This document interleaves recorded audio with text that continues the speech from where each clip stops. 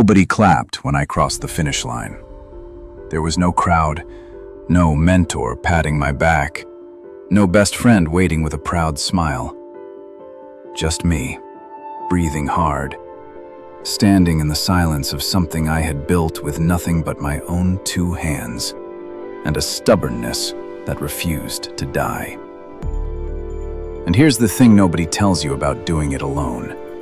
It's not the struggle that breaks you. It's the victory.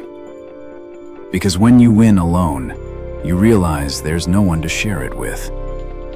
And for one quiet, hollow second, you wonder if it was even worth it. But then something shifts, and you realize it was everything. There's a specific moment. Every person who has ever done something without help knows this moment. It's the moment you look around and realize the room is empty. Not metaphorically, literally. You needed someone, and they weren't there. Maybe they said they would be. Maybe you just assumed they'd show up because that's what people do, right? Reach out. Ask for help. You don't have to do it alone. Except you did. You had to. Because when you reached out, the line was quiet. When you looked for the hand to pull you up, the hands were busy. When you waited for the encouragement, what came back was silence, doubt, or worse, the kind of advice that made you feel smaller than before you asked. So you stopped asking. You tucked the need down somewhere deep, and you got to work. People romanticize solitude. They talk about the lone wolf, the self-made person, the maverick who carved their own path. But the reality of doing something truly alone, no financial help, no emotional support, no guidance, no network, looks nothing like the movies. It looks like 2 a.m. and a problem you don't know how to solve and no one to call. It looks like making a mistake and sitting with the shame of it by yourself because there is no one to normalize it for you. It looks like celebrating a small win in total silence, whispering, "I did it," to an empty room, and wondering why the feeling isn't bigger.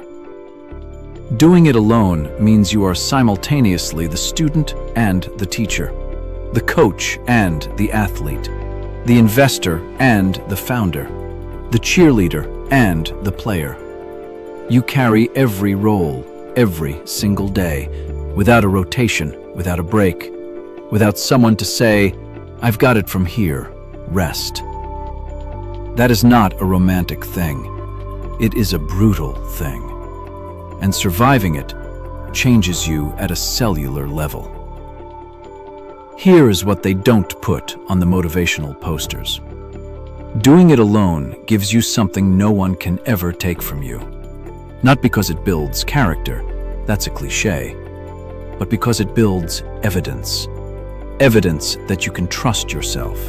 Evidence that your instincts are real. Your judgment is sound. Your capacity is bigger than anyone, including you, ever believed. When someone helps you, you forever carry the quiet question, could I have done this without them? But when you do it alone, that question is already answered. You don't have to wonder, because the record is clean. Every brick of what you built has your fingerprints on it, only yours. There is a confidence that comes from that, quiet, unshakable, earned, that no mentorship program, no support system, no privilege can manufacture. It lives in your bones. It comes out when the next hard thing arrives. And instead of panic, what rises in you first is memory. I've been here before. I came out. I'll come out again. Let's not pretend the loneliness wasn't real. It would have been easier with support, faster with resources, less painful with someone in your corner. You deserved that. You deserved the help that didn't come. And it's okay to grieve that. But grief and defeat are not the same thing. You can mourn the support you didn't have and still stand proudly in what you built without it. Both things are true. The wound and the win coexist. The people who never had to do it alone, they have their gifts, networks, soft landings, second chances funded by someone else's belief in them. Good for them, truly.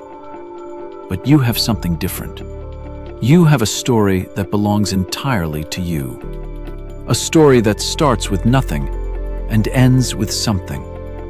Every chapter written by your hand, in your handwriting, on your worst days and your most exhausted nights, when quitting was the logical choice. And you chose wrong. Beautifully, stubbornly, triumphantly wrong. You get to say it now. I did this. Not we. Not with help. Not thanks to. Just I. That is one of the rarest sentences in the human language. Most people never get to say it cleanly, without asterisks, without footnotes, without someone else's name attached. You do.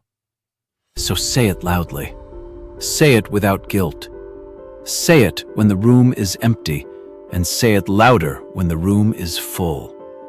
Because somewhere out there is someone standing at the very beginning of a path with no one beside them, wondering if it's possible to make it through alone. Let your life be the answer. You did it alone. That's not a sad story. That's the